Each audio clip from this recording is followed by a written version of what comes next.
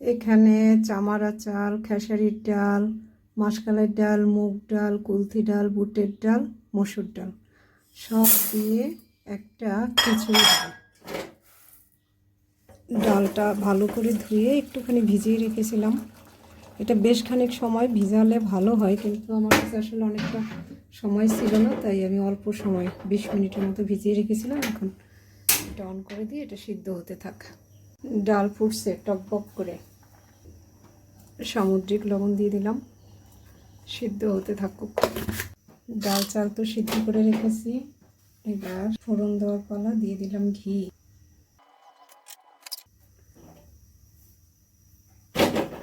যে কারি পাতা, প্রাকৃতিক পরিবেশে একদম বড় হওয়া একটা কারি পাতা দিয়ে দিলাম ফোড়ন।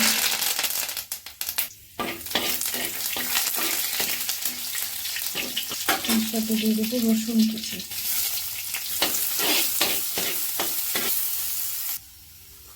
রসুনগুলো লাল করে ভেজে নিয়েছি। এই যে পেঁয়াজগুলো দিয়ে দিলাম, বড় বড় করে কেটে নিয়েছি। একটু সবজি, এখানে কাঁচা কলা, পেঁপে, মিষ্টি কুমড়া, বেগুন, মূলা, ওলকপি সব একটু একটু করে দিয়ে দিয়েছি।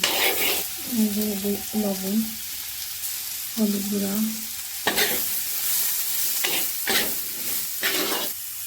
একটু ঢাকা দিয়ে রাখি।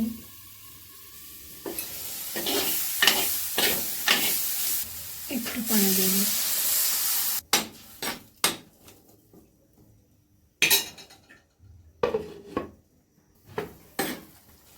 এটা মোটামুটি সিদ্ধ হয়ে গেছে। এখন আমি এর সাথে এটা মিশিয়ে দিই।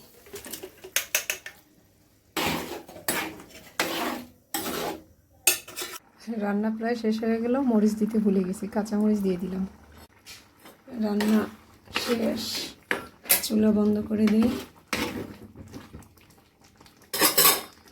একটু ধনে জিরার গুঁড়ো দিয়ে দিলাম ছিটিয়ে।